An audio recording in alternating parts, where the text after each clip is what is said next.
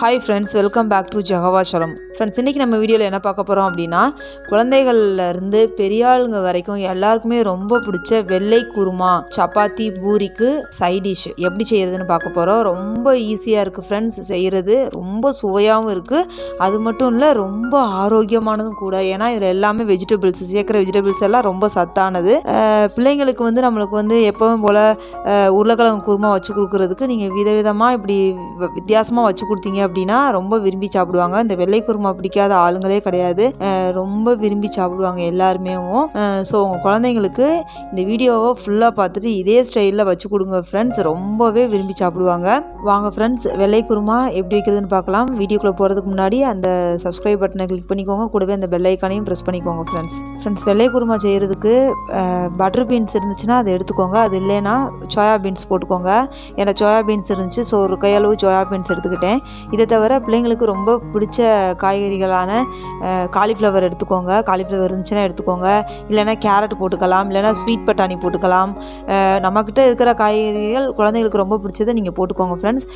முருங்கை பீன்ஸ் என்ற இருந்தது, அதை எடுத்துக்கிட்டேன், ஒரு 4-5 எடுத்துக்கிட்டேன். அப்புறம் உருளைக்கிழங்கு இதில் போட்டுக்கலாம் நீங்கள். ஸோ உருளைக்கிழங்கு சின்னதாக 2 எடுத்து வச்சுக்கோங்க, பல்லாரி 2 எடுத்து வச்சுக்கோங்க, காலிஃப்ளவர் ஒரு கையளவு எடுத்து வச்சுக்கோங்க. நம்ம போடுறது தான் ஃப்ரெண்ட்ஸ் காய்கறிகள்லாம். ஸோ பிள்ளைங்களுக்கு ரொம்ப பிடிச்ச காய்கறிகளை இதில் சேர்த்துக்கிட்டிங்கன்னா ரொம்ப நல்லாயிருக்கும். இப்போது இந்த காய்கறிகளெல்லாம் நல்லா சின்னதாக கட் பண்ணி வச்சுக்கோங்க. எவ்வளோக்கெவ்வளோ சின்னதாக கட் பண்ண முடியுமோ கட் பண்ணி வச்சுக்கோங்க.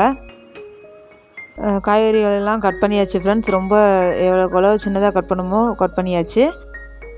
உருளைக்கிழங்கு போட்டிங்கன்னா அந்த தோலை வந்து பீலரை வச்சு எடுத்துருங்க. தோலை ரிமூவ் பண்ணிவிட்டு உருளைக்கிழங்கை பொடியாக கட் பண்ணி வச்சுக்கோங்க.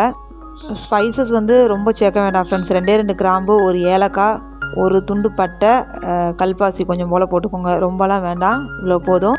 இதுவே நல்லா ஜம்முன்னு வாசமாக இருக்கும் குருமா.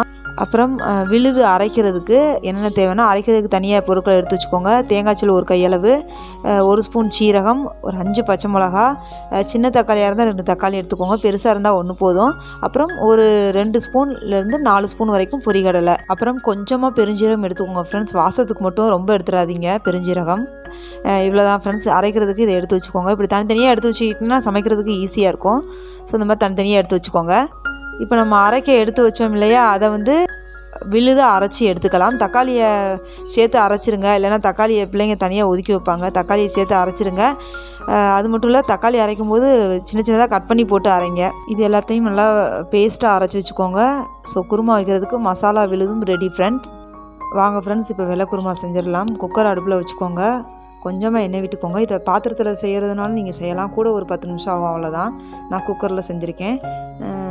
தேவையான அளவு எண்ணெய் விட்டதுக்கப்புறம் எண்ணெய் நல்லா காஞ்சதுக்கப்புறமா நம்ம எடுத்து வச்சுருந்த அந்த மசாலா ஜாமான்களை போட்டு லேசாக அது பொரிஞ்சதுக்கப்புறமா நம்ம எடுத்து வச்சுருந்த வெங்காயத்தை சேர்த்துக்கலாம். வெங்காயம் வந்து கண்ணாடி மாதிரி லேசாக வதங்கணும், போதும், ரொம்ப வதங்க வேண்டாம்.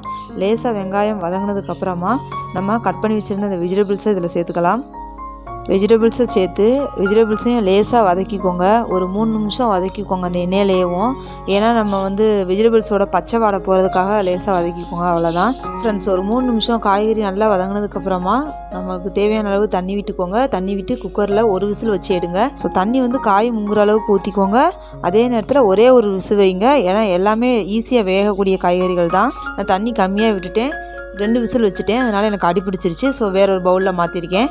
நீங்கள் இந்த தப்பை செய்யாதீங்க, நீங்கள் வந்து கரெக்டாக செஞ்சுருங்க. அதே நேரத்தில் மற்ற ப்ரொசீஜரை குக்கர்லேயே செஞ்சிடலாம். நம்ம வேறொரு பாத்திரத்தில் மாற்றி அதில் வந்து இந்த பேஸ்ட்டை சேர்த்துருக்கேன். இப்போது ஏற்கனவே அரைச்சி வச்சுருந்த அந்த மசாலா விழுதை இதில் சேர்த்துக்கலாம். தேவையான அளவு தண்ணி விட்டுக்கோங்க. எனக்கு அடி பிடிச்சதுனால நான் அடுத்த பாத்திரத்தை எடுத்துக்கிட்டேன். நீங்கள் வந்து அதே குக்கரில் அப்படியே செய்யலாம். இது நல்லா மிக்ஸ் பண்ணி விட்டுக்கோங்க. தேவையான அளவு உப்பு சேர்த்துக்கோங்க. நல்லா மிக்ஸ் பண்ணி விட்டு ஒரு 5லேருந்து ஒரு 7 நிமிஷம் வச்சா போதும் ஃப்ரெண்ட்ஸ். நல்லா லேசாக கொதிச்சா போதும். சுவையான வெள்ளை குருமா நொடியில் ரெடி ஃப்ரெண்ட்ஸ். ரொம்ப ஈஸியாக செஞ்சிடலாம். அது மட்டும் இல்லை, சுவையும் ரொம்ப அருமையாக வந்திருந்தது. பாருங்கள் எவ்வளோ அழகாக வந்திருக்கு பாருங்கள். டேஸ்ட்டும் செமையாக இருந்துச்சு ஃப்ரெண்ட்ஸ். ஸோ மறக்காமல் இந்த வீடியோவை ஃபுல்லாக பார்த்துட்டு இதே ஸ்டைலில் வெள்ளை குருமா உங்கள் பிள்ளைங்களுக்கு நீங்கள் கண்டிப்பாக வச்சு கொடுங்க ஃப்ரெண்ட்ஸ். ரொம்ப விரும்பி சாப்பிடுவாங்க. ரொம்ப சுவையாக வந்தது, ரொம்ப ஆரோக்கியமானதும் கூட. ஸோ நீங்கள் வந்து சப்பாத்தியோ பூரியோ செஞ்சு அது கூட இந்த வெள்ளை குருமாவை வச்சு உங்கள் பிள்ளைங்களுக்கு கொடுத்தீங்க அப்படின்னா 2 சாப்பிட்ற பிள்ளைங்க 4 சாப்பிடுவாங்க. 4 சப்பாத்தி 4 பூரி சாப்பிடுவாங்க. அந்தளவுக்கு ரொம்ப சுவையாக இருக்கும். ஸோ இந்த வெள்ளை குருமாவை கண்டிப்பாக செஞ்சு சாப்பிட்டு பார்த்துட்டு மறக்காமல் உங்கள் கமெண்ட்டை சொல்லுங்கள் ஃப்ரெண்ட்ஸ். இந்த வீடியோ உங்களுக்கு பிடிச்சிருந்துச்சுன்னா லைக் பண்ணுங்கள், ஷேர் பண்ணுங்கள், கமெண்ட் பண்ணுங்கள். மறக்காமல் நம்ம ஜெகோவா ஷாலோம் யூடியூப் சேனலை சப்ஸ்கிரைப் பண்ணுங்கள் ஃப்ரெண்ட்ஸ். உங்களுக்கு கோலம் சேனல் பார்க்கணுன்னா என்னோடய கோலம் சேனல் லிங்க் நான் டிஸ்கிரிப்ஷன் பாக்ஸில் கொடுக்குறேன். ரங்கோலி பீஸ் எஸ்கிளார் ஃப்ரான்சஸ். அந்த சேனலுக்கும் உங்கள் மோக ஆதரவை தாங்க ஃப்ரெண்ட்ஸ். உங்களை நெக்ஸ்ட் வீடியோ பண்ணுறேன். பாய், டேக் கேர் ஃப்ரெண்ட்ஸ்.